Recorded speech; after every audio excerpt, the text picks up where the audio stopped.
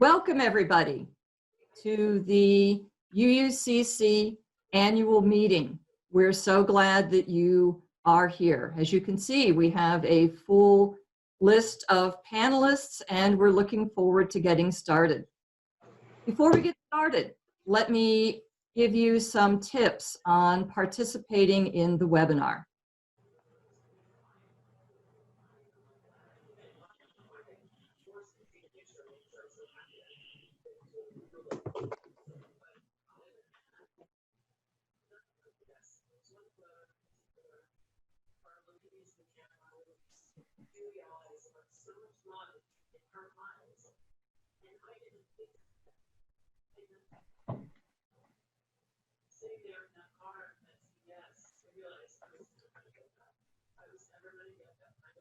All right, so some tips for participating in the webinar. This works best if you close all other programs besides your Zoom window. We're going to be voting, and so there's going to be a pop-up on occasion, so you need to be ready to vote. You'll be muted. In fact, you are muted when you join, and only panelists will be on video.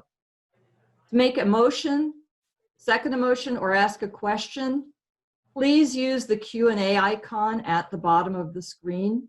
It looks like two little speech bubbles. Type in the question or comment and click the send button.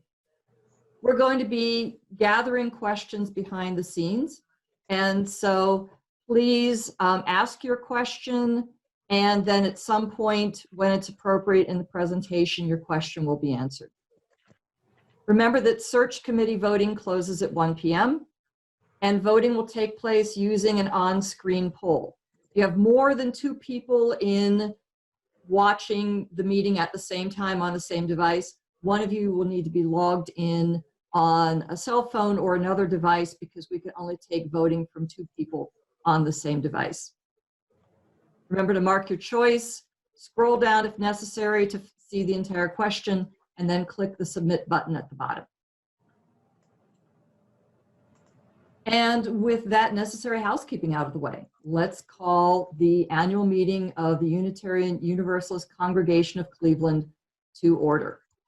And so everybody on the call is going to mute their video, except for Reverend Joe Cherry, who is going to deliver the opening words. What dreams do you have for your community? What are your grandest hopes for what we can accomplish together? How would you like us to be able to challenge and change the world? These are the questions this congregation needs to ask as we enter into our democratic ritual of governance by the members of this body. You are the ones who choose. You are the ones who make the decisions.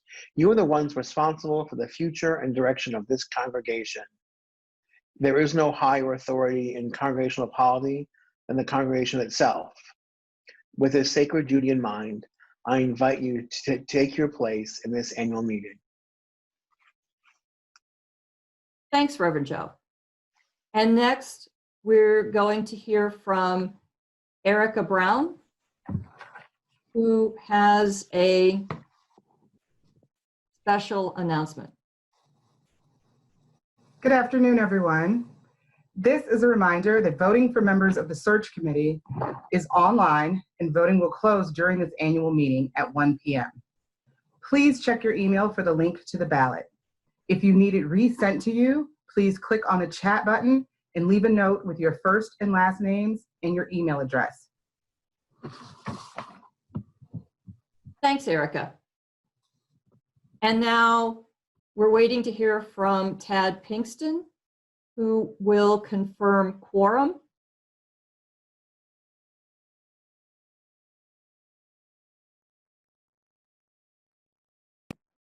Thank you, everyone. Ted Pinkston here. We are looking for 69 members. I am just going through the participants right now. If you could just bear with me for one moment. Thank you.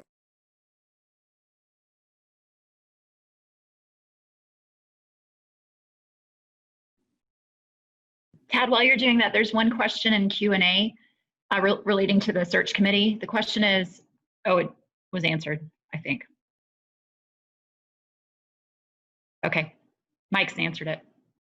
Thanks.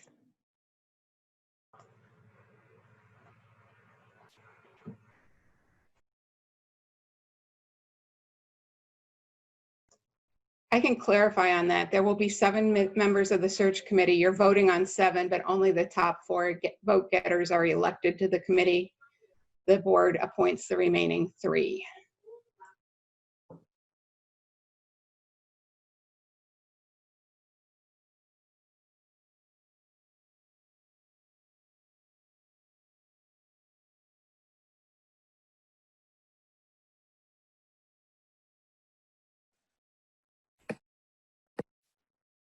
Okay, everyone, thank you. So I am going through right now and just going through the participants. I thank you all for your patience during this time. I am encased right now just to give everyone an idea about where I'm at. Just please bear with me for one more moment. Thank you.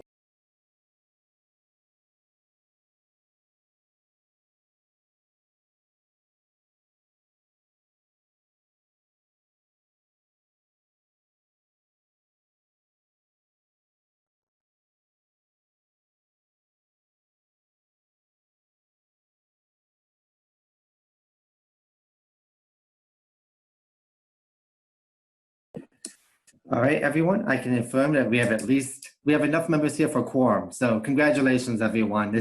I know these are hard times and interesting times during this overall webinar, but I can officially confirm quorum. Thank you. Excellent. Thank you, Tad. And now we're going to continue hearing from Tad as we approve the 2019 annual meeting minutes. Thank you, everyone. These went out with the information about the annual meeting earlier this month. I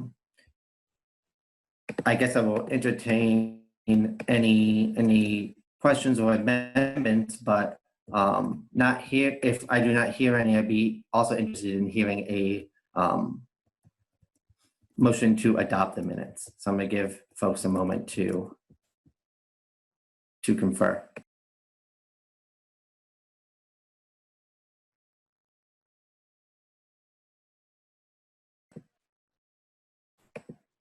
So in order to make a motion to approve the 2019 annual minutes, please use the Q&A button to type in the motion.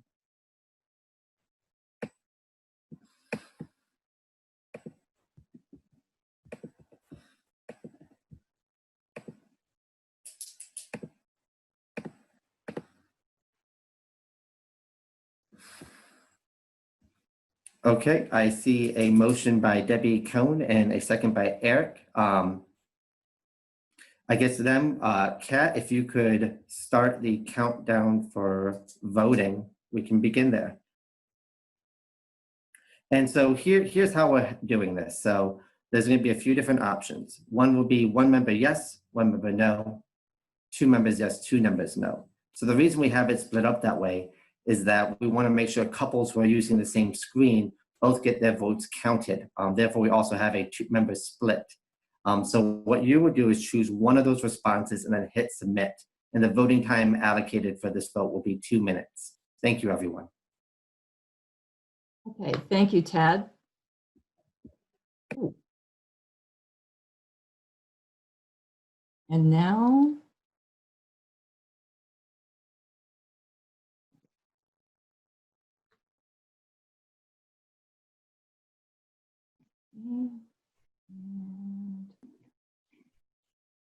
It looks like some people are voting in the Q&A. There's going to be a separate window for voting, right, Kat? right. So just hang on. The Q&A, there'll be a different window to vote, not the Q&A. And I'm launching polling now. So if you voted in Q&A, you've got to click on the poll window instead.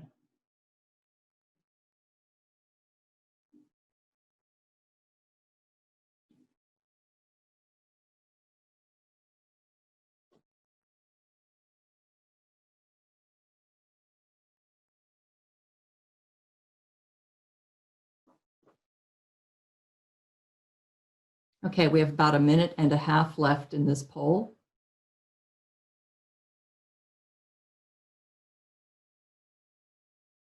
Unless we get 100% of votes in which case we will end the poll early.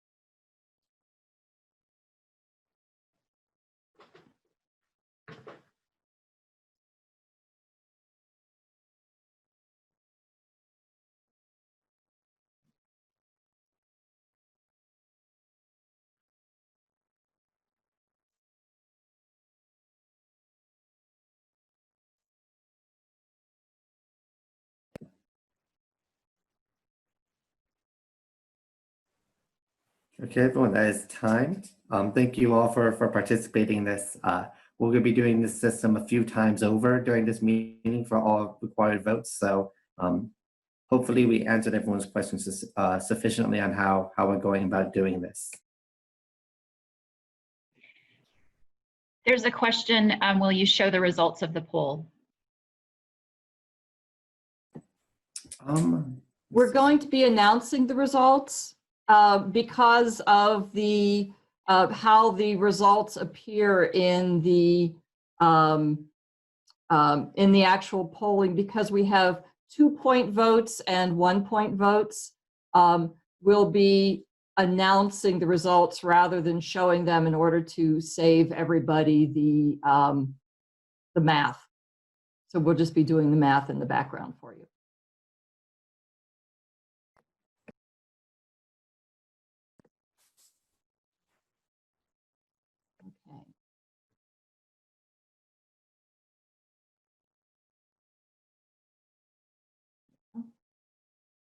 Okay.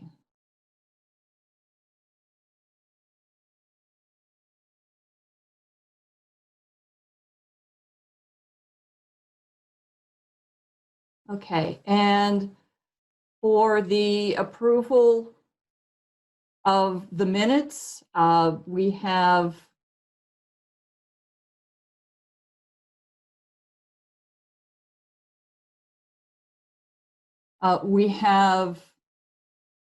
no objections to the minutes. And we have 130 votes approving and 6 votes abstaining. So the minutes pass. Thank you, Tad.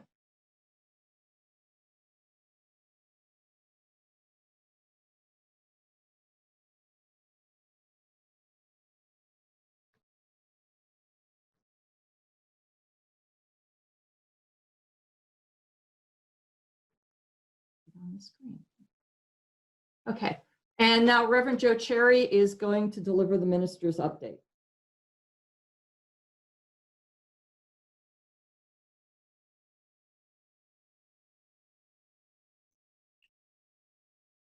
So I submitted the minister's update, which was really long and 3 pages, and in interest of time, I just wanted to do a few highlights. So I talked about our first full year together and how we've weathered the various and sundry bumps in the road together, doing really well, and how these are going to be our foundational stories. So I encourage you to read that in your own time. And if you have questions, I can take them now, I guess, or by email later. I feel like they're more pressing business to do than this part.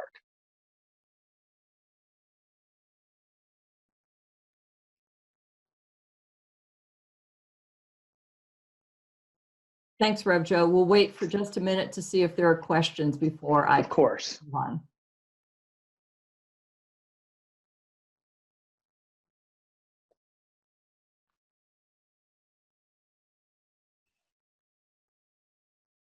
Okay, seeing no questions. Thank you, Rev Joe. Of course. I'll be nearby. Bye. Right, thank you. Okay, next is my president's. There is, sorry, Kat, one question just popped up. Okay, all right, no problem. Rev Joe, are you there? Couple questions. Yes. Okay, well, the one is for you, Reverend Joe. How do you feel about your first 2 years at UUCC? I think it's been an exciting experience full of all sorts of new lessons. I feel we've done a good job of coming together more and more, and I feel good about the future. I think the other question's not for me, though.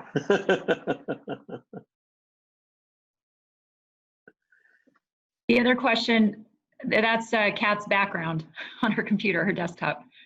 I apologize for that. When I moused over the wrong part of the screen, the PowerPoint disappeared. Sorry about that, everybody. Okay, and to move on with the board update. So as we neared the end of our first congregation year together, I've been reflecting on how far we've come, and I hope you'll indulge me if I use the relationship metaphor one last time as president. Like any newlyweds, the first year never goes exactly the way you think it will. We had triumphs, surprises, challenges, and realizations. Sometimes those things were all rolled up together. At our first annual meeting last May, I introduced Bruce Tuckman's idea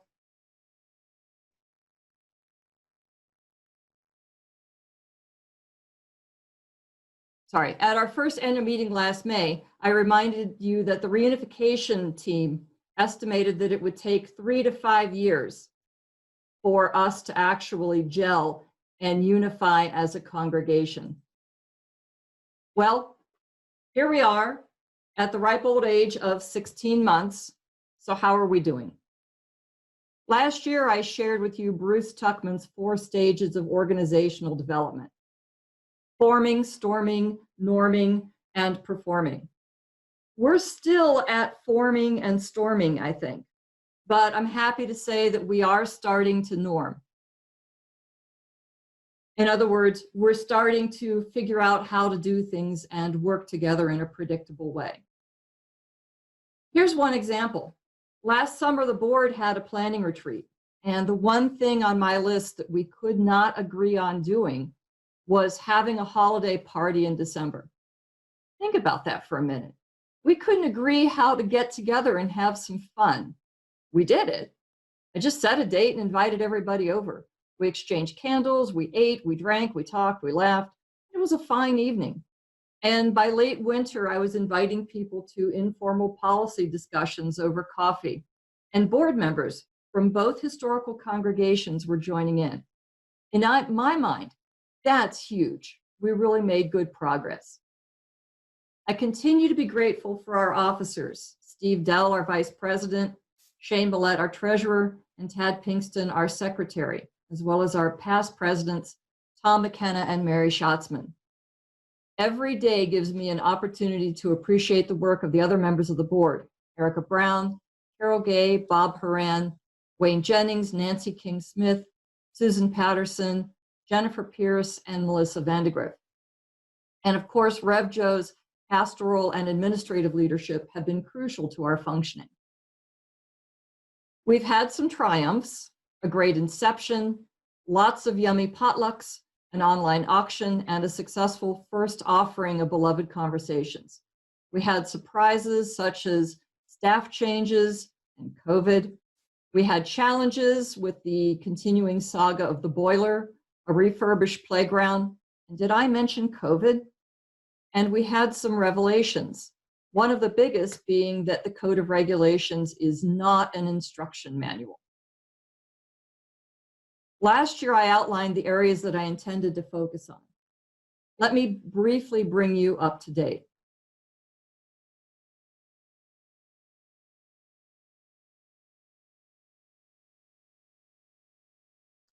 So where we intended to focus, I've been continually looking at how we get stuff done. Some people probably groan every time I say the P word, policy. Policies and procedures are necessary so that we know how to do things and we don't have to constantly invent how we do things. We've passed a number of policies related to facilities, governance, and finance. We still have a lot of work to do. On a related note, the board has, over the course of the year, become more comfortable at having informal discussions of issues that allow us to dig more deeply and include more people in our discussions. And that's a good thing. We've been mindful of our communications. We've worked together to improve the information available on the website and what is sent out in the e-blasts and newsletters. The YouTube channel was given an overhaul. The board has launched a UUCC record site where we post board meeting materials, policies, and governance documents. It's linked to the governance page on the website. As with all of our projects, it's a work in progress. Over the past year, we've heard from many of you about the things that you think are going well and the things that have caused you concerns. In the course of the strategic and facilities planning work, stewardship and check-ins, we have worked really hard to be more aware of your views and to take action on what we learn. I know that the pace of our decisions and actions has not pleased everyone. I know some people have wished that we've gone faster and other people think that we've gone too fast. On some issues, there are timelines imposed on us that we just have to honor. One of the areas that surfaced late in 2019 for the board was the need to resolve our ministerial path forward. At various points since reunification, people have asked me about search, and my response was always consistently that UUCC was not ready. Eventually, I realized that the bigger issue, the discernment about our congregation's needs, outweighed our state of readiness. Even as we have this meeting, we are finishing the online voting on members of a search committee who will lead us through the UUA process of discernment about our needs. Over the next several months, you will have many more opportunities to tell us what is important to you. Please take advantage of them. Last year, I identified 5 areas of planning for the 2019-20 board to focus on: stewardship, ministry, strategic planning, facilities planning, and leadership development. I've already mentioned ministry. Over the remainder of this annual meeting, you'll hear about progress on the other 4 items. 2 areas of concern that remain particularly dear and near to my heart are concern for providing people with on-ramps and off-ramps, and valuing how we show up as a congregation. I've been thrilled with the work of the leadership development team over the past year, as they've worked on strengthening our organization and providing opportunities for people to get informed and be involved. As people leave committees and leadership positions, it's important that we reach out to them as well as past leaders and invite everybody to remain engaged. If those opportunities don't currently exist, we need to create them. Recently, I've been involved with some great conversations about forums and small group ministry. These are 2 areas that are vital to the people in our congregation. They are some of the glue that binds us together. Over the next year, you'll see us working to nurture and strengthen our programs so that more people can be involved and benefit from what we have to offer. I see our areas of focus in 2021 being the ministerial path forward, implementing the strategic plan, implementing the facilities plan, sustainability, and continuing to improve governance. And of course, you'll hear more about those activities as we work through the summer. Finally, let's not leave out the pandemic. For the past 3 months, we've had to do everything differently, more intentionally, more creatively, and from a distance. The members of the board, the finance committee, the leadership development committee, Rev Joe, the staff, the membership committee, and every other group, and every one of you has contributed to our continued existence and vitality. As has been said many times in the past few weeks, the buildings are closed, but our congregation is open. When we celebrated our reunification, our cake had a mistake written on it. Life Calls Us On had been transposed into Life Calls on Us. Well, that's been our current reality. And I thank you for your response and your presence.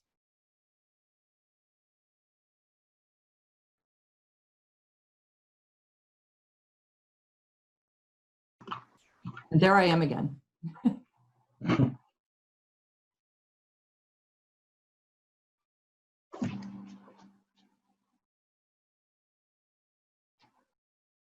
And now I'm going to bring on Steve Dell, the Vice President of the board, and he's going to take us through some proposed changes to the Code of Regulations.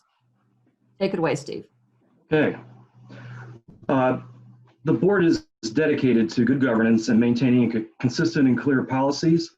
In doing so, we noticed a need to make some adjustments to our Code of Regulations, which is a fancy state bureaucracy term for bylaws.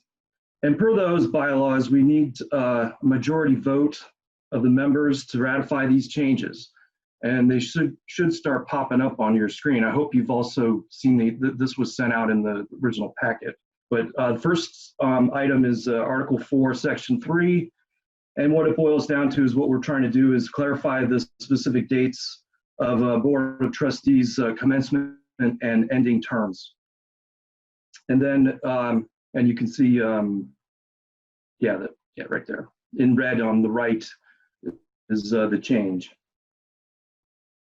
The second item is from Article 8, Section 3.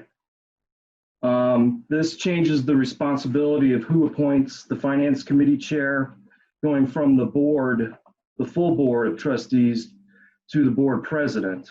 And it also broadens the definitions of who's eligible to hold that position.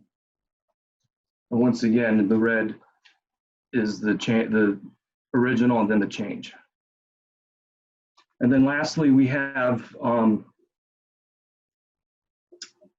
Article 6, Section 2, and it relates to the Leadership Council appointments, specifically the treasurer, and it opens the appointment to either the treasurer or a designee by the Finance Committee chair. And it can be anybody from the Finance Committee. All right. I'm not seeing any questions. So can I get a motion to adopt these three changes?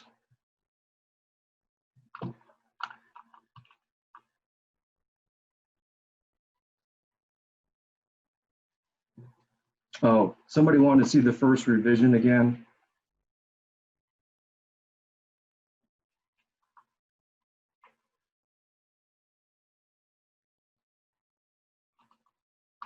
So we have several motions and a second.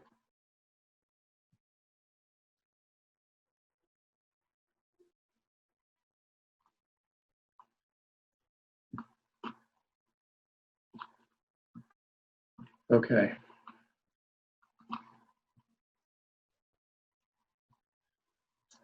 So now we will move on to the vote. And what you'll see on your screen are all three of these changes.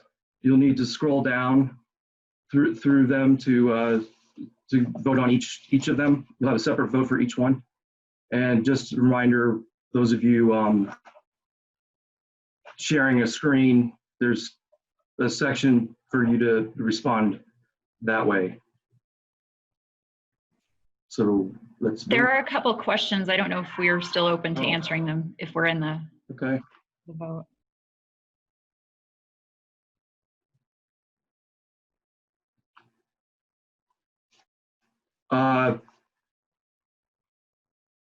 No, the first question is about terms, board member term. It'll be 3 years.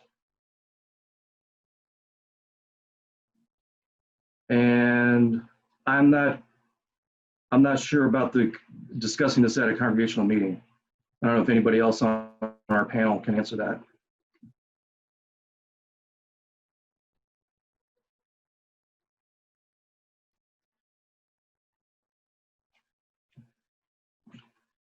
Somebody wants to see the third item again?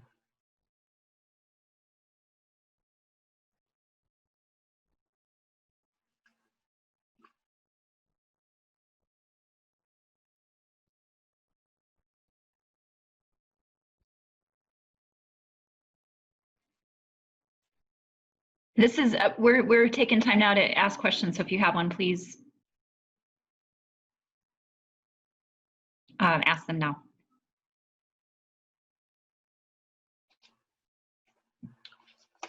So far, most of the questions, people want to see the amendments again.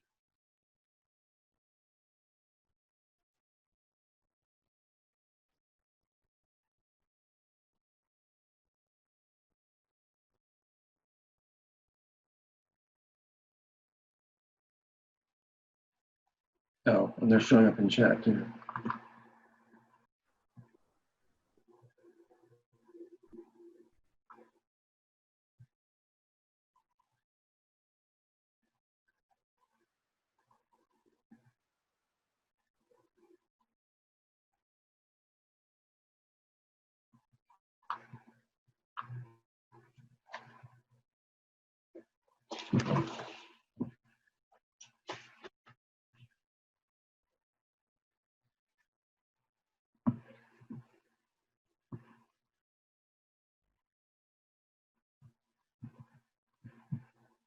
All right, I think that's it for questions. We've had a motion.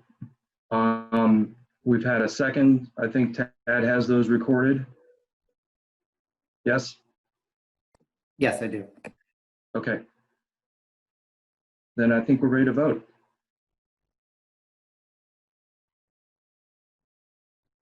Okay, I'm launching the polling now.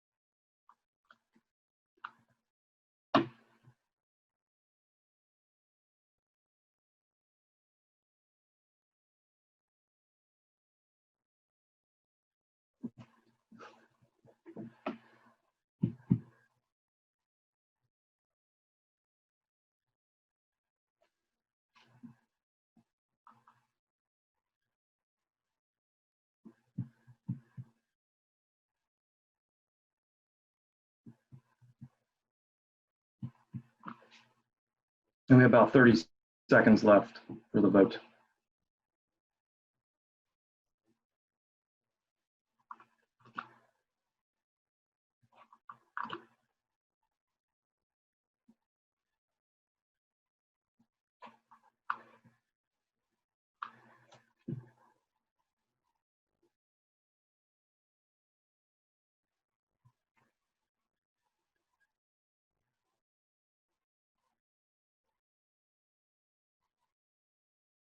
And that's it.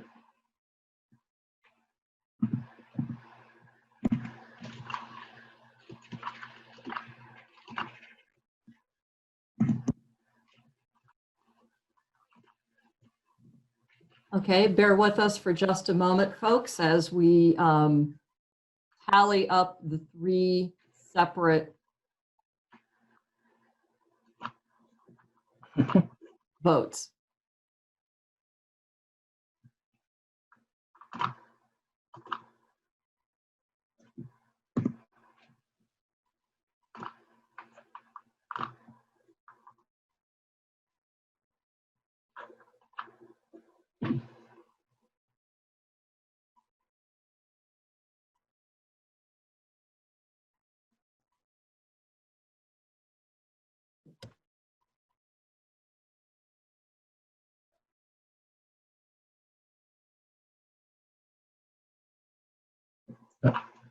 Okay, and the results are starting to come in. The vote on item number 1 on the term of board members has passed 125 yes, 1 no, 4 abstentions.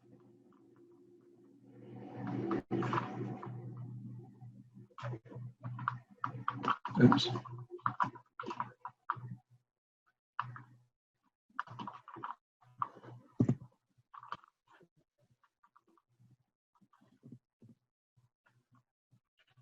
And question 2.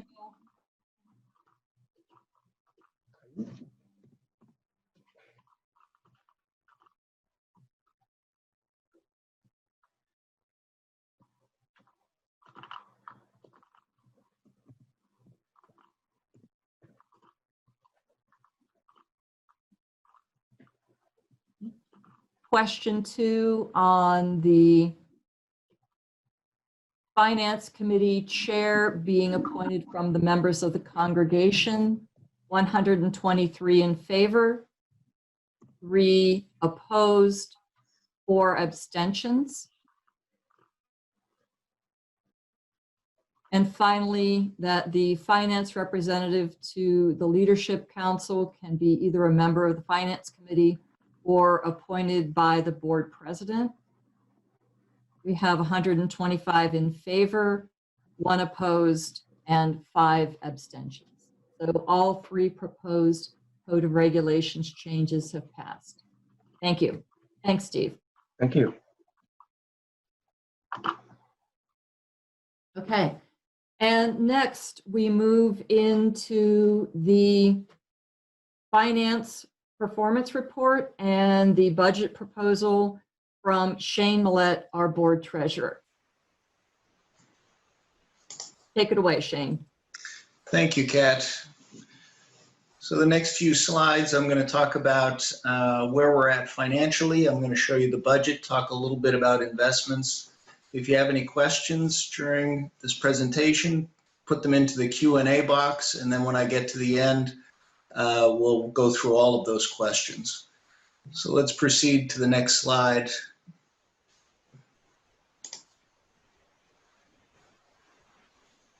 And then again to the next slide, Kat, please. All right, so what you see before you is our UUCC projected revenue and expenses for the year we're currently in. Column 1 is projected, where we think we're going to end the year, and then that's next to the budget that was passed by the congregation last year. So where are we going to end this year? So if you go to the red numbers down near the bottom, you can see net from operations. We think we're going to end with a $65,000 deficit at the end of the year, which is about $20,000 to $23,000 better than where we thought we would end this year. We have pledge donations up at the top that are going to come in, we believe, pretty close to budget. So even though we are currently going through a health crisis, we've seen pretty strong response, and I just want to give a shout out and a big thanks to folks who are continuing to honor their pledges through these difficult times. It looks like we're going to get pretty close to budget when we get close to the end of the year. That budget number, by the way, that 447,000, that budget number was set before we were complete, before we got all of our pledges in. So our pledges, actual pledges for the 2019 and 20 year were higher than that. We are providing some kind of a discount as we proceed through the next few months, the next month and a half of our fiscal year. But we feel pretty comfortable that we're going to get 440,000, 444,000 or so in pledge donations. Where we're going to get hit on the revenue side is in the non-pledged and the rental areas. So non-pledged donations, the biggest one in there is, biggest number in there is the auction. The auction went online. We originally budgeted 10,000. We thought we would do 3,000, and that non-pledged donation number anticipates 3,000, when in fact we've done better than that with the virtual auction. And again, I just want to say thanks to folks who participated in that virtual auction. It looks like we're going to net somewhere around 5,000 for that auction. Rentals, we also got hit there related to the pandemic and the closure of the building, but also we had some boiler troubles earlier in the year, and that also has affected our rental income. So if you look at total revenues, you'll see 570,000 compared to almost 600,000 for budget. So we are anticipating we're going to lose some revenue there before the end of the year. Now, we made up some ground on the expense side, and you can see in the first three sections, personnel, program, administration, all of those areas we come in under budget. In building and grounds, we went over somewhat because of boiler and also some water issues. But in the first three sections, we've come under, and that leads us to the bottom line, which is about $20,000 better than we thought when we get to the end of the year. Now, the capital expenditures, last year, the congregation approved capital expenditures on dishwasher and carpet. We did both of those. Those actually came in under budget, but we also had doors from the year before that. So on the first U side, the congregation approved work on the doors. That was a few years back now, but the expenses related to those repairs didn't happen until this year, and that's why we're over a little bit in that section. So overall, revenues and expenses affected by pandemic, but unclear to what degree exactly. Cash on hand is good, though it's not reflected in this statement because of PPP loan proceeds, and I'll get in more into that in a minute. Also prepaid pledges. So folks that have pledged for 2021, many folks have prepaid their pledges, and I just want to say thanks for that as well. That helps us from a cash position. And also we did a significant amount of lower spending, and that's helped us for cash. Can you proceed to the next slide, Kath? So this slide is a summary of basically all the notes, all my comments from the slide before. And now let's talk about the budgeted revenues and expenses for the year ended June 30th, 2021. So this shows what the proposed budget is for 2021, the budget from the prior year, and then some additional information down at the bottom. So budgeted pledge income is based on the results of the stewardship campaign. It's less than prior year actual and less than prior year budget. And again, how much of that is due to the pandemic is not entirely clear, but that pledge number is definitely smaller than it has been. This budget reflects a $42,000 reduction in personnel costs compared to prior year budget, and this budget assumes the ownership of both buildings for the entire year. This budget also includes the use of restricted or designated funds. So the Parsons Fund is being used to support Impact and GCC. We use an accumulated operated endowment income and the use of Killam funds to support the DRE position. This budget also includes the UUA recommended search budget of $10,000. Overall, this budget represents a $52,000 reduction in budgeted operational expenses compared to the prior year. This budget also, and this was agreed to through Finance, LC, and right up through the board, that Finance would design some benchmarks as we proceed through the next year. And if we fail to meet those benchmarks, then the Finance Committee would make some further recommendations. We thought this was a necessary step because we are in a certain period of economic uncertainty here. And we thought if we end up proceeding through the next year and, for example, we hit our $50,000 deficit, but we're only halfway through the year, that we need to have some benchmarks in place and with some solid ideas in place of how to proceed if things don't go as we planned. Also included in this budget is, and this was conceived at the board level and agreed to by Finance as well as LC, is that we would work to develop a 3-year balanced budget and a sustainable use of the restricted funds. So that group or that committee has already been appointed by the board. The idea being that we would build on the work of some of my predecessors, Matt Smith and Bill Morgan and David Cantor and many folks who worked very hard to come up with 3-year projections, take that information, update it, and then with a leadership team put together a 3-year projected budget that will allow us a sustainable path forward. We're kind of going through a rather uncertain time right now, and pledge donations are at a low point. My hope is that they'll bounce back, but if they don't, we need to have a plan going forward. Can you proceed to the next slides, Kat? And again, this slide is the comments I just made in a summary of the previous slide. Let's go on and I'll talk a little bit about the investments. So this graph shows what's happening with the investments and the effects of deficits and the use of restricted funds. The blue line are the assets of the organization, and the red line are the operating deficits and the use of restricted funds.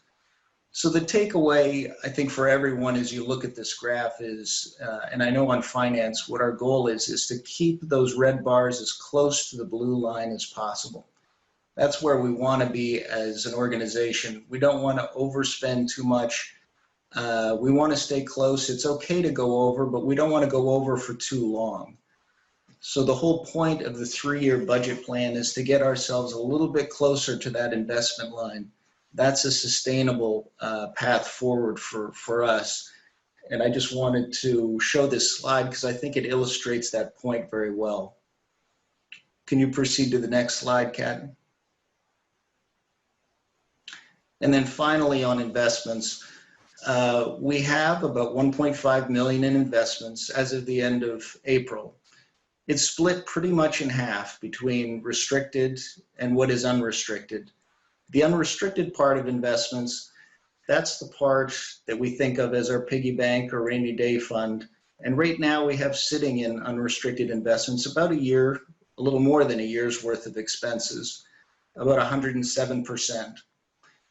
Now, the budget that we're proposing today will not draw on investments at all. We are currently in a fortunate position with cash on hand to be able to spend down the cash we have in order to proceed through the next year and not touch investments at all.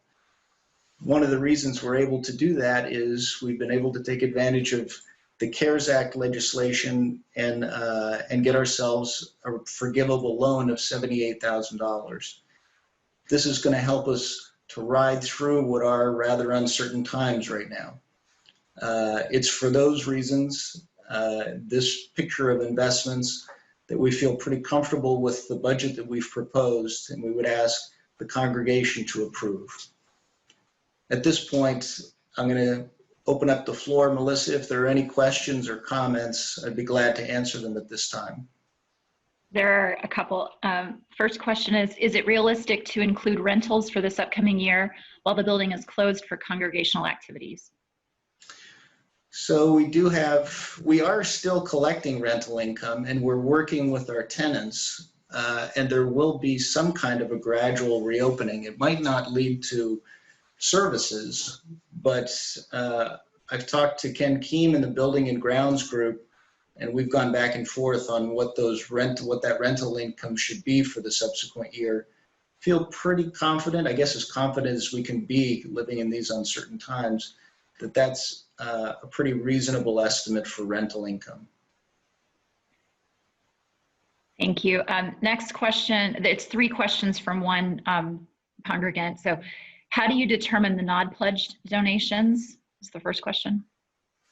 So non-pledged donations are, these are donations from, it could be members or non-members, but they haven't pledged. It can be matching gifts from their employer.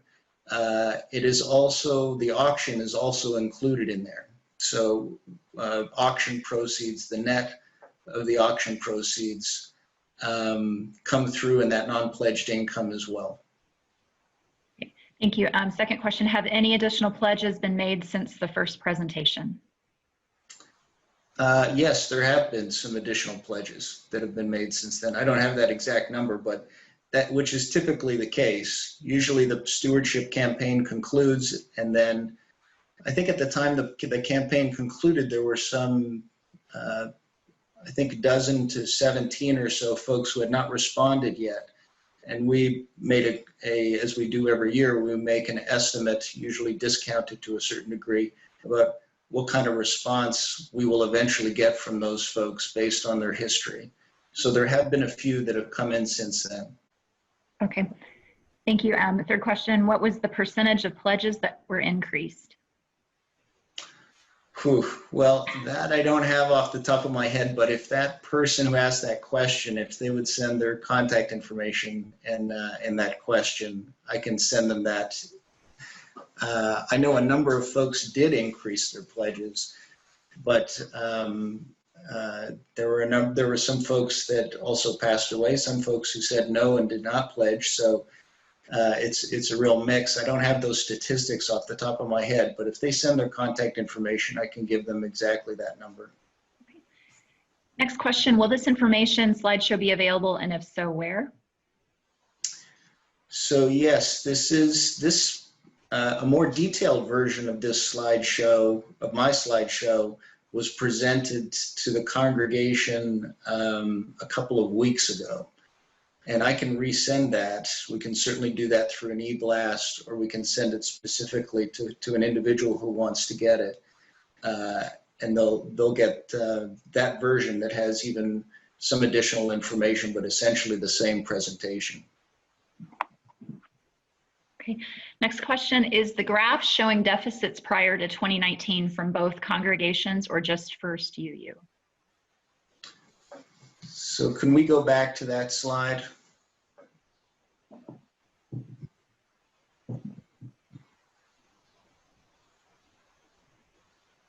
Thank you, Kat. So that's combined.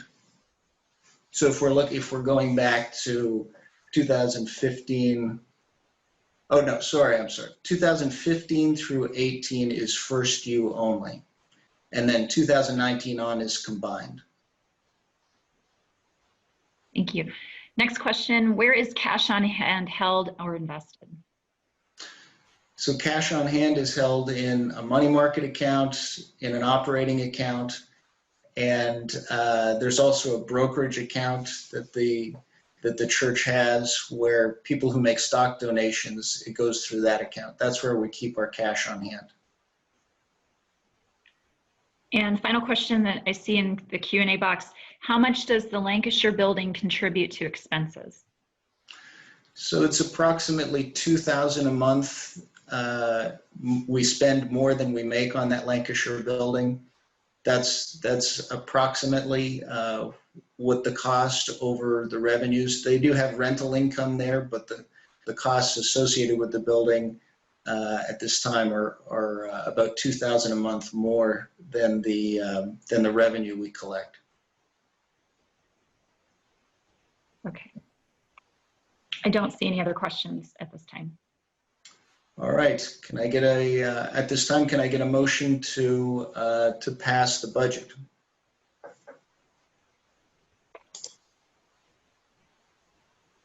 And that would have to go through the Q&A box.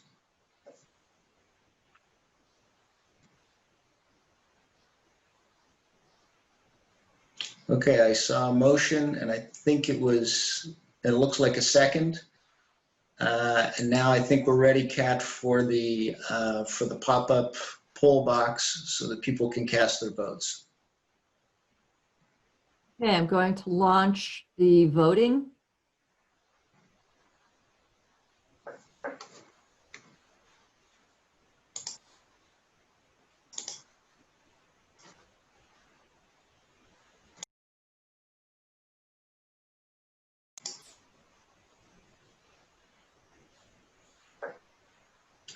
And while the voting is going on, I would just like to express my appreciation, true appreciation for the Finance Committee, the Leadership Committee, and the board. A lot of work went into the budget, and a lot of hands were involved in putting the budget together. So I just want to take a moment to thank those folks who helped put this together.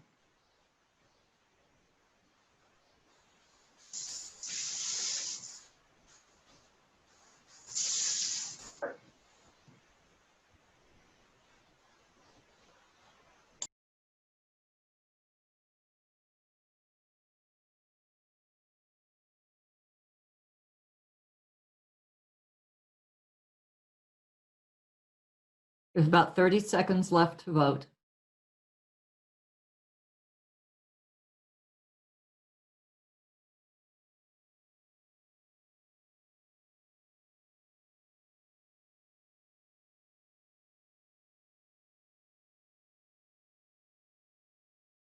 Ten seconds.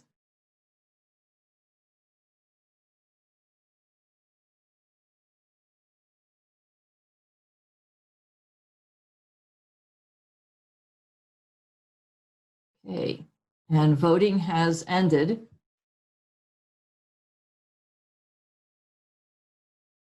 We're tallying.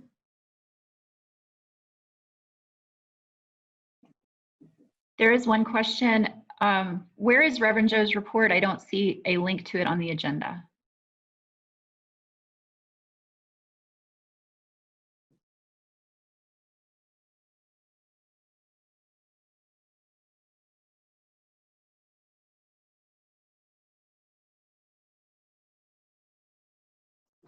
I'll jump in on that one. We'll get it linked to the agenda. Thanks, Carol. Okay, and we have a final tally on the voting. We have 134 votes in favor of the budget. We have 1 opposed, and we have 4 abstentions. So the budget passes for 2021. Thank you, everybody. Thank you, Shane. Thank you, Finance Committee. Great job putting this together for us. Yeah, thank you. Thanks, Melissa, for fielding questions, and thanks for the good questions too, everybody. All right, and next up, Melissa Vandegrift is going to talk about the UUCC strategic plan. She's both a board member and she was the chair of the strategic planning committee. Melissa, take it away. Thanks, Kat. So I'm excited to be sharing UUCC strategic plan for 2020 to 2023. The development of our new congregation strategic plan was an action that was specified in our reunification agreement. And what it stated was that the reunification date was February 1st, 2019. From that date, the board had 90 days to develop a strategic planning process, and then 12 months, up to 12 months, to get a plan. Approval of the strategic plan would occur by an affirmative vote of the board of 1 more than 2/3 of members. So you can see now here the members of the team. I'm happy to share that as a result of the hard work and dedication of this group of wonderful people, we successfully met these expectations. So many, many thanks go to Lori, John, Wayne, David, Nancy, Megan, Jennifer, Don, and Amanda. Next slide, please. So this is a little bit more about the process we followed. We had the strategic planning task force had our first meeting in June of 2019, a year ago, to begin our process. And we decided to start by holding listening sessions to hear the voices of our congregation and those with whom we partner. We held a total of over 14 listening sessions over a period of 2 months, during which we heard from a total of 114 congregants. We interviewed staff individually. We also conducted youth listening sessions with each YRE class. We also interviewed external stakeholders. So these were leaders of religious communities within our area, as well as directors of nonprofit organizations with whom we partner. So what did we ask? I don't know if everybody can see my video, but this is an example of the questionnaires that we gave out to seek input from. It's 6 pages. We asked about strengths and weaknesses of UUCC, why do we exist, what should we try to achieve in the short-term future, among other things. Then our team read and analyzed all of what the voices had to say. And this is one hand because I broke my 2 fingers, but this is a stack of all of the feedback we received. So we really went through and read and was very deliberately thought about what we were hearing from this. And these voices are what are at the heart of the strategic plan. So in January 2020, we held a congressional session in which we presented the major themes that emerged from the analysis of these voices. We also completed an analysis of the external community, and I want to give a shout out to David Cantor for leading this effort. This analysis helped us better understand demographic and religious affiliation trends in the 24 zip codes that surround our 2 buildings. So then we got to work on the actual wording of the plan based on all of the voices. Over a period of 3 months, we worked on several iterative drafts that we would pass back to the board for input, make sure we were on track. So we were able to give them versions over several months. And in May, the board approved the final version. Next slide, please. This is the framework that we chose to go with. There's countless strategic models out there. This is one we opted for. We felt it was the best fit for us. A mission statement, why we exist, a vision statement, who we aspire to be, and maximum of 5 strategies, long-term strategies that would take us several years to implement. We would need to commit to them over time. Those 3 elements are what the board approved and what I'm presenting today. In the coming months, the new board will work on developing short-term actions, measures, and identifying responsible parties to begin working on these longer-term goals. Once actions are successfully completed, they'll be celebrated and the new actions will be identified. This is an iterative process. So this approach allows us to work step by step, bit by bit, over time to eventually reach the big strategic goal. Next slide, please. So we started by developing a mission statement. Well, we reviewed the mission statements of the former 2 congregations and thought they were great. We wanted to create something new for our new congregation. So UUCC's mission statement, why we exist, community within and without, spirituality, searching and growing, justice and action.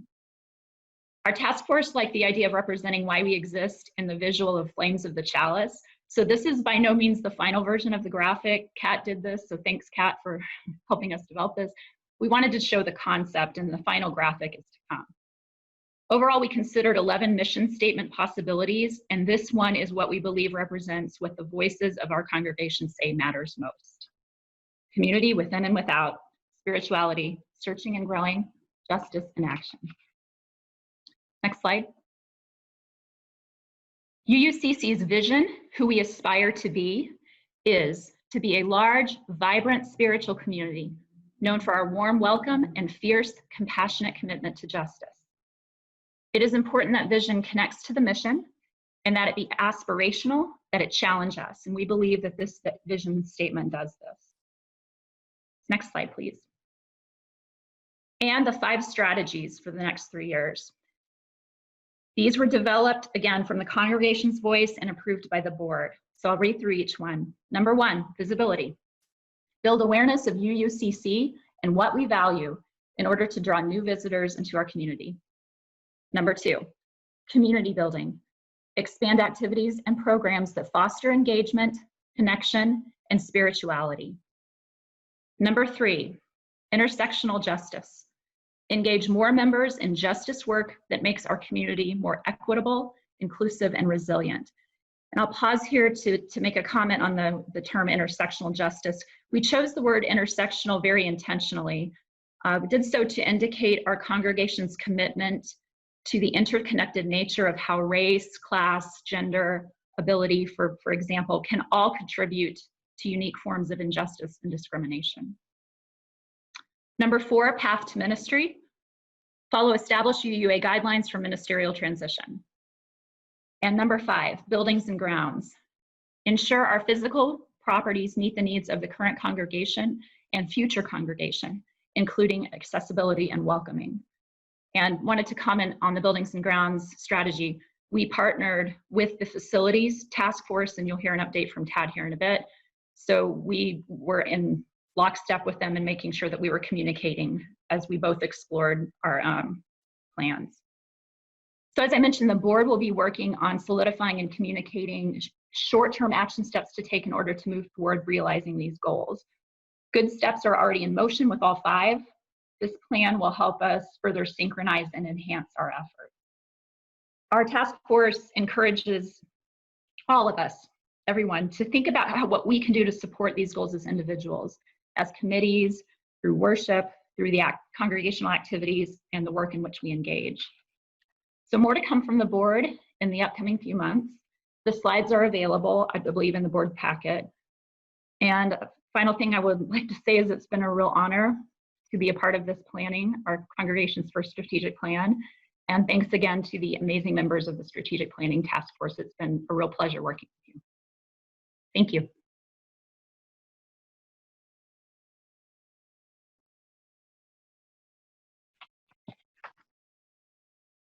Thanks, Melissa. Appreciate your report, and then also your work and the work of the committee. Really appreciate it. And next, we're going to hear from Tad Pinkston, who's not only the board secretary, but he was also the chair of the Facilities Planning Committee. So Tad, talk to us. Thank you, Kat. So here are the members of my Facilities Planning Committee. So I would like to thank everyone on this list for their absolutely invaluable contributions to what we've been doing. As Melissa said, we've been working pretty lockstep with our Strategic Planning Committee, and it was our goal kind of from the word go to make sure that those two things aligned as much as possible. And so Jennifer proved absolutely crucial to that, but I want to thank everyone who's been involved. We continue to work together, and I hope that our recommendations show the time and effort everyone has put into this. Next slide, please. So here's broadly what we've been doing. We convened in the last year, and we've done assessments, inventories. We've looked at the rental incomes and community usage of all of our buildings, as well as looking at the cost of operating and maintaining each of our buildings. And we've been working, as I said, with the Strategic Planning Task Force to really kind of synchronize what that data means to who we want to be in the future. Next slide, please.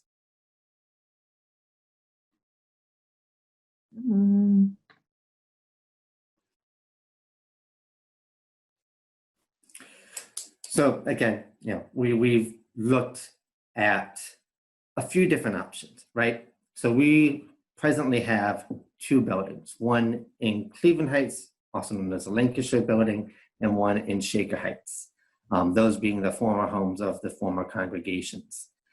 We considered a number of different factors on what to do with these buildings, including potentially having a new home for our new congregation. If you could hit the next slide again, Kat. Thank you. Before I get too much into that, here's just a brief rundown of some facts of each building. These materials have been available, I believe, through the agenda, but if not, I can make sure these are more widely distributed. I don't want to spend too much time going over the factoids of each building. So Kat, if you could please go to the next slide. Thank you. So as I had mentioned, we have worked pretty closely with the Strategic Planning Committee, and we were part of their survey. And so we reached out to the congregation with the Strategic Planning Committee to get an idea of what type of future the congregation wanted. So that included keeping, renovating both of our buildings, as well as selling them and constructing a new building. And each of those bullet points down there are the potential options folks had to choose from. Kat, if you could move on to the next slide, thank you. Here's and this is very similar to a presentation I gave a few months ago where I went over this initial data with members present from the congregation. But our strongest support was keeping the Shaker Heights building, selling the Cleveland Heights building, and renovating the Shaker Heights building. We had some more neutral responses in regards to building sharing and using acting as a kind of a landlord at the Shaker Heights building for various reasons. And again, these materials are available. I also have the PowerPoint that I gave more fully a few months ago that kind of goes into more in depth on each of these. Kat, if you can please move to the next slide. So our recommendations were given to the board last week. Our recommendations were that we keep the property of where the Shaker Heights building is located and sell the Cleveland Heights building. We did not come to these decisions lightly, and we think that these are the best decisions moving forward for our congregation. And I just want to stress the difference between property and building currently. So when I say we have recommended that we keep the Shaker Heights property, what that means is the physical land, right? We also asked the board to allow the task force to continue resisting so we can look at potential futures for what building will be on the Shaker Heights property. So we still want to consider if we want to renovate, remodel, or raise the current building at the Shaker Heights property. We are currently putting feelers out to various folks about selling the Cleveland Heights building, but I just want to stress that I know that this information is painful for some, frankly, myself included. I was a former member of society, and I went to that building during a very tenuous time in my life, and it saw me through some tough times. I look forward to help having some sort of closing ceremony with the congregation on location once this pandemic is over. But those were our recommendations that were given and adopted unanimously by the board. And I want to thank everyone here, be it the board members or the congregants themselves, for the faith they have put into our task force. And in doing so, I also want to remind people, and I think this has never been more apparent than it has been right now, that while these facilities are holy to us and sacred to us, the congregation is us. We're here over Zoom right now, right? We make up what we are. And I just want to thank everyone for their time and attention on all of this. And I look forward to continuing to help this congregation forward as we tackle what exactly we'll do with the Shaker Heights building property in the coming months. Thank you. Thanks, Shane. I know that this was a lot of work for you, for the facilities planning team, and everyone involved. And shout out to Jennifer Pierce, who was the go-between between the two committees. We really appreciate your double duty on that. So thank you so much. And from here, we're going to switch gears. We have a couple of elections to hold. And so Kim Littell, we're going to bring you up to talk about the Leadership Development Committee. Good afternoon. So on behalf of the Leadership Development Committee, we are pleased to present the following slate of nominees to serve as members of the board from 7/1/20 to 6/30/23. And our nominees are Amy Iglesias, Ray Gonzalez, and Christy Manning. Please cast your vote on approving this slate of candidates. You will have 1.5 minutes for this poll.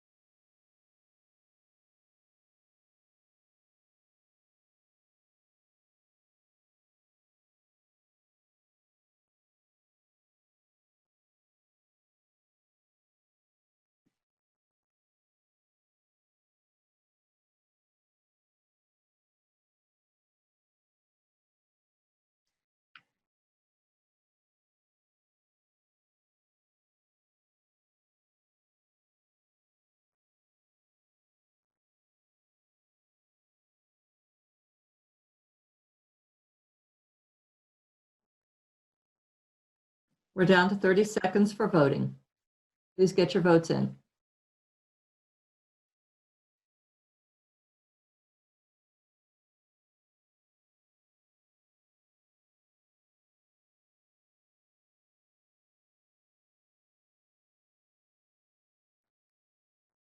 Final 10 seconds.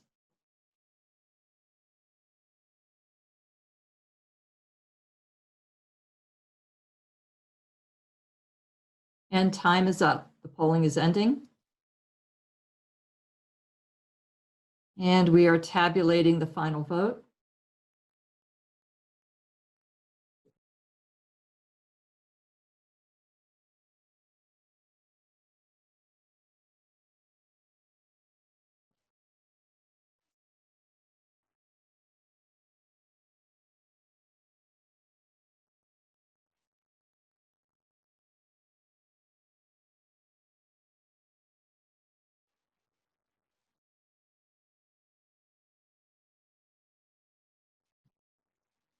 Okay, and the votes are in. We have 130 in favor of the slate of members for the Board of Trustees. We have 1 opposed. We have 7 abstentions. And so we have now elected 3 new members to the Board of Trustees, and they will officially take office as of July 1st. Thank you, Kim, for your work with the Leadership Development Committee. And thank you to everyone on the committee. And congratulations to Ray, Amy, and Christy, our newly elected members to the Board of Trustees. Kat, there's a question. What is the process for persons to be placed on the slates for board and LDC? So the Leadership Development Committee used to be known as the Nominating Committee. The Leadership Development Committee now has a year-round position, a year-round task to provide opportunities for people to become educated about the congregation. So things such as the How It Works program, and also working to identify individuals in the congregation who are seen as candidates for leadership, candidates for either the Leadership Development Committee or the Nominating Committee. And the Leadership Development Committee was also in charge of finding nominees for the Search Committee. And so they're really the ones who are working on identifying and bringing forward candidates. And I can answer the part about placed on the slate for the board. Is the Leadership Development Committee looks at all the people who are members who are potential leaders, and we look for people who had leadership experience. We look at things that the board may need, especially in our future with the strategic planning.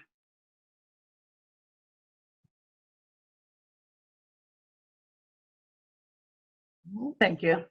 Okay, thanks, Kim. Next, we're going to hear from Michael Arrington, who is the Leadership Development Committee Vice Chair. Good afternoon. I just wanted to take a moment to introduce the new members of our Leadership Development Committee. They are going to be, or nominate the new Leadership Development Committee members. Those 2 people are going to be Mary Ellen McNulty and Melissa Vandergriff.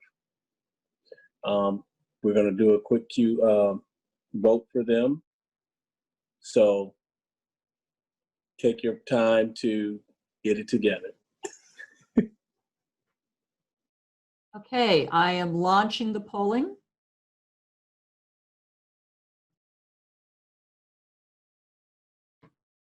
And please vote.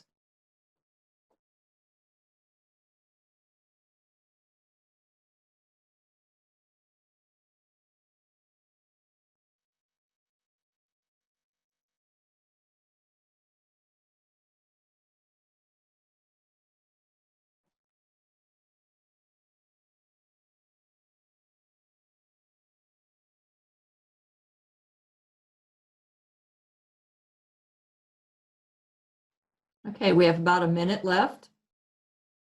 Please get your votes in.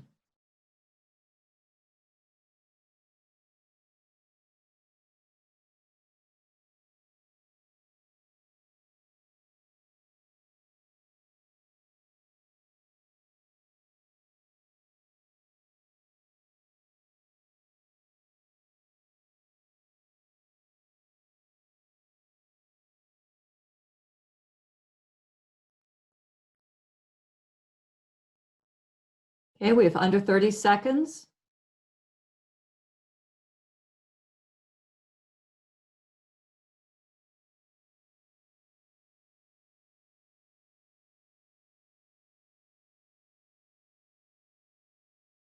Under 10 seconds, please get the final votes in.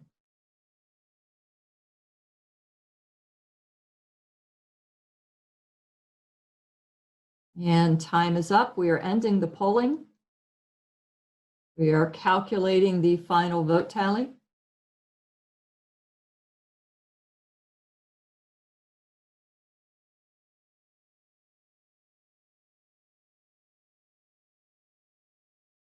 Okay, and the final tally is in. We have 131 votes in favor of the slate of candidates for the Leadership Development Committee, 1 vote opposed, 5 abstentions. And with that, we now have 2 new appointees to the leadership, or 2 new elected members of the Leadership Development Committee. Congratulations. We look forward to working with you.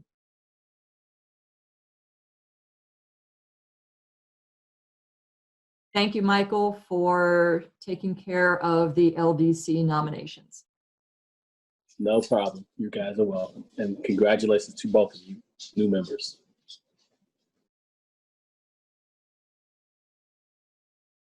Okay, we have a couple of things before we wrap up for today. First off, one of the things I would like to do is I would like to thank a number of people on the board who will be rolling off at the end of June. Nancy King-Smith, Tom McKenna, who is one of our past presidents, Shane Millett, our treasurer, Mary Schatzman, who is also a past president, Melissa Vandegrift, who is now going to be on the Leadership Development Committee. And I will also be rolling off the board. I will be serving 1 more year as past president before I'm off the board completely. I also need to, we need to say goodbye to Jennifer Pierce, who is a board member who will be leaving at the end of June. And so the board will be recruiting a replacement for Jennifer. I wanted to say a special thank you to the Stewardship Committee, Lou Salza and Dennis Grossman, who chaired the committee, Ray Gonzalez, Matt Smith, Carol Gay, Mary Ellen McNulty, Barbie Jones, Don Stimpert, and David Cantor. Thank you so much. This year was especially challenging, and I appreciate everything that you did to reach out to people and your perseverance in continuing to reach out and continuing to look for that support. Finally, I want to acknowledge 2 members of the membership committee. This year, with reunification, the membership committee became a board committee. And that's been a bit of a transition for the committee. And so we are looking for some additional members starting next year. And so to be a member of the membership committee, there's a lot of people who can serve with the committee, but to be a full member, you need to be a member of the UUCC congregation. I would like to thank Debbie Wright and Terry Robbins. Both of them served on the membership committee for a number of years, and allowing them and encouraging encouraging them to roll off and go and do other things. It's a big part of what I was hoping to see people do as we offer people both on-ramps to leadership and we provide them off-ramps so that they can go off and do other things and still be an active part of our congregation. And so thanks to Debbie and Terry for their work with membership. Rev Joe, did you have some leadership that you would like to recognize? Kat, I'm going to jump Yes, in I right will. here. So let me introduce first Nancy King-Smith. Yes. So I want to jump in and give a shout out to our fearless leader, Kat White. Kat had already served 2 terms on the Historic First Church Board when she stepped in to serve as president for the final part of that year. And then when we became the UU Congregation of Cleveland, she agreed to stay on and to provide strong leadership as we got started as a new congregation, even while taking on a new day job. Kat has helped create new structures. She's helped navigate difficult situations, and she's kept her great sense of humor intact all the while. So Kat, a big, big thanks to all of the board and all of the congregation for your wonderful leadership, and have fun storming the castle. Thank you, Nancy. I appreciate it. It's been a major growth opportunity, and I wouldn't have missed any of it. Thank you. Rev Joe?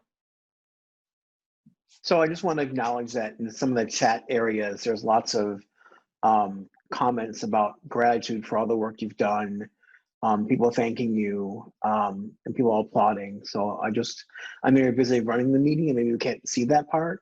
So I just want to bring that up so you're aware of it. It's happening live right now. And if we were together, I'm sure it would be a thunderous applause. You've done a lot of work. Thank you. For the second meeting, the staff has gotten together to recognize 2 volunteers this year who've done outstanding work on behalf of the congregation. This is a staff-driven, elected and executed award for Outstanding Volunteer of the Year. And this year we've given an award to 2 people. One to Carol Gay for all of her work in the volunteer office and many, many other places, and her ability to organize lots of things and be present in lots of places. And so without her work, we probably would not have been as stable as we have been this year. And we also recognized Del Salza for her efforts at making our campus beautiful with all of her work, with artwork and painting and selecting colors. And so we just want to take a minute to thank both Carol and Del for all of their work. When you get to see them, wherever it is you see them, online or in the store or in the neighborhood, please be sure to thank them also for all the work they've done. Thanks very much. Thank you, Rev Joe. And thank you, Carol, and thank you, Del. You have really done just an outstanding job when we were together, when we were in the same building. And Carol, you've continued to do an outstanding job remotely, and we appreciate everything that you've done to continue to bring us together and continue to make us a group that we are all so proud and so happy to be a part of. We thank you for everything.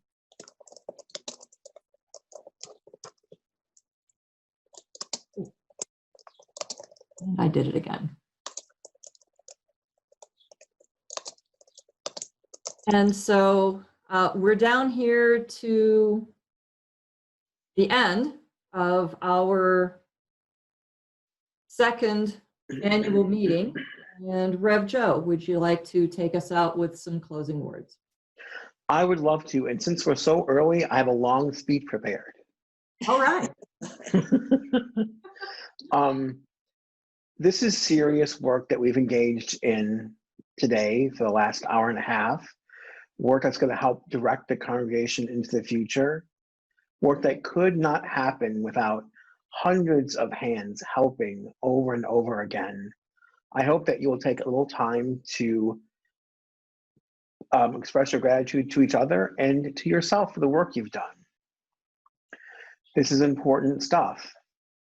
And together the congregation has used this democratic process to decide so many important things this afternoon. Let us be strong, bold, and brave enough to live into the future that we dream of.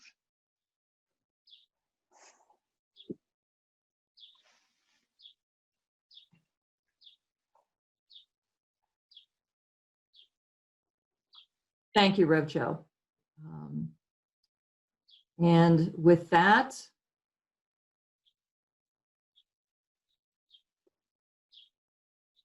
thank you, everybody, for attending. Thank you for, as I like to say, showing up once again.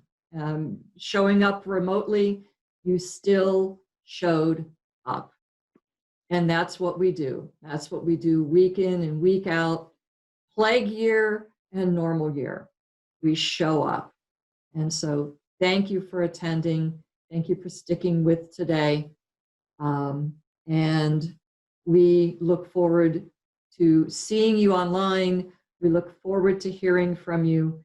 And we look forward to eventually seeing you in person. And with that, I adjourn the annual meeting of the Unitarian Universalist Congregation of Cleveland. Thank you for attending. There is a request from Eileen McCauley to mention the vigil. Oh, and I will do that before we leave. We are planning, and we will post some information about this online. We are planning on tomorrow night, Monday night at 8 o'clock, gathering safely, socially distanced at the Shaker campus for a candlelight vigil. And we're going to post 2 Black Lives Matter signs on the side of the oval toward Shaker Boulevard. And we're going to have a candlelight vigil.